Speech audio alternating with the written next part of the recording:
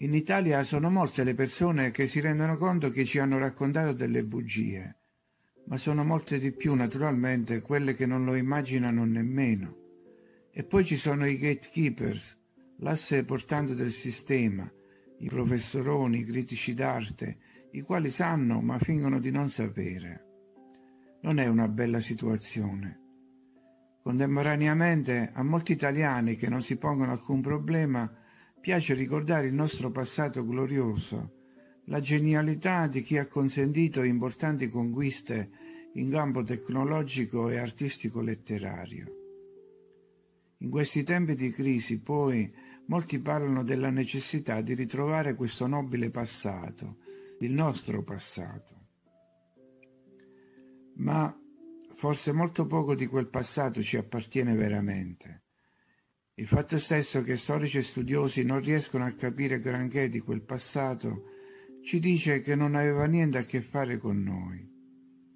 Se fosse stato il nostro passato, capiremmo come riuscivano a comunicare fra loro a distanza di migliaia di chilometri o come trasportassero i materiali, dove erano le fabbriche delle colonne e quali mezzi meccanici possedessero, oltre allo scalpello, per costruire chiese e cattedrali.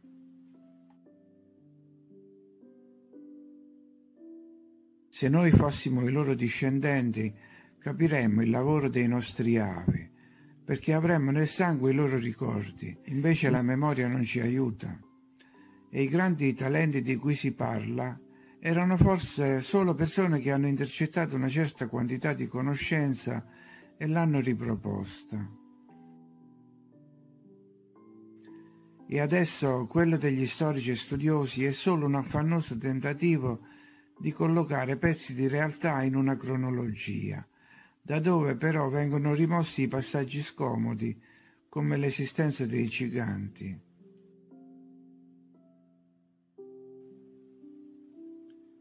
E non riescono a spiegare la visione mistica e magica che scaturisce dalle cattedrali o gli aspetti tecnici dell'utilizzo dell'energia eterica.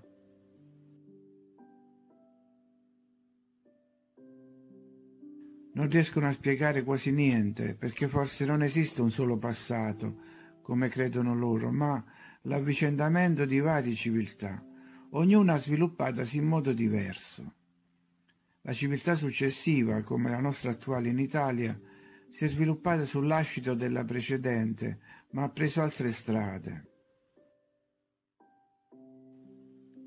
Se osserviamo una qualsiasi città italiana, anche un piccolo borgo, notiamo subito i monumenti che abbelliscono il cosiddetto centro storico.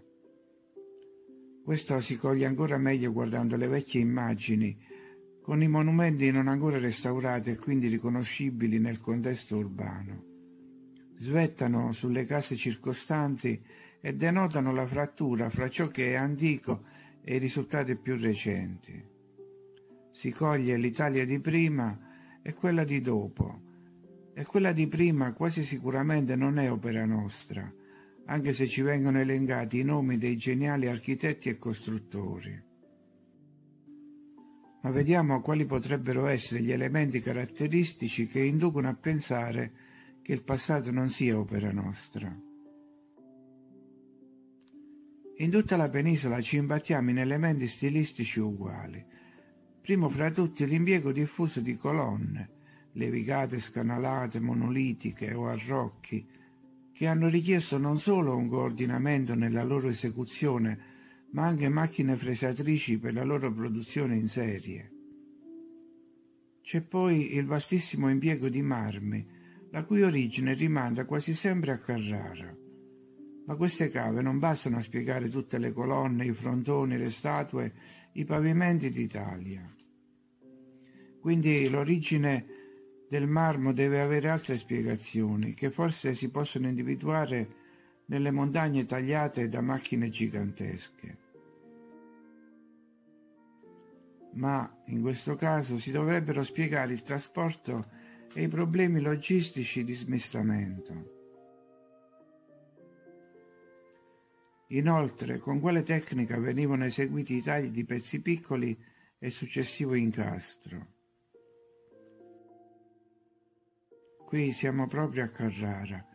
Chi ha costruito questo ponte è lo stesso che ha costruito quello all'isola di Man, a 2000 chilometri di distanza. Una vastissima quantità di strutture simili, cioè una serie di colonne che reggono un frontone e che introducono a edifici con cupola, come il Pantheon. Statue raffinate sui tetti, non sempre visibili dal basso, poiché sistemate troppo in alto, ma che assolvono alla funzione di risonatori e contemporaneamente conferiscono eleganza al palazzo. Tipologie costruttive che impiegano strati di pietre di colorazione diversa.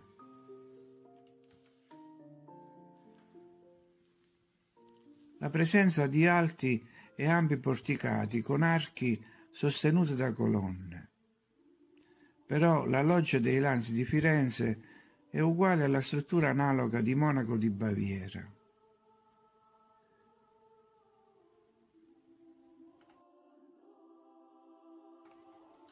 La spirale che compare su quasi tutti i manufatti e le costruzioni.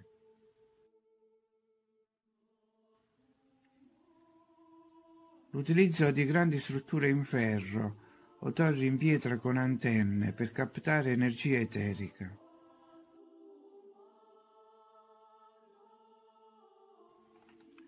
L'altezza dei portoni, che rimanda alla presenza dei giganti e non certo alla necessità di far passare carrozze e cavalli. Fontane e ferro strutturato sull'acqua, i cosiddetti battisteri. Probabilmente si tratta di circuiti elettromagnetici. Gli affreschi diffusi che rimandano alla necessità di avere laboratori per la produzione di grandi quantità di colori, che non erano di certo ricavati artigianalmente dai fiori, oltre alla gestione di tecniche specifiche per eseguire le visioni prospettiche. Infine, l'internazionalità. Tutto ciò che è stato appena detto per l'Italia si adatta a tutti i paesi del mondo. Se fosse stato il nostro passato, lo avremmo avuto solo nel nostro territorio.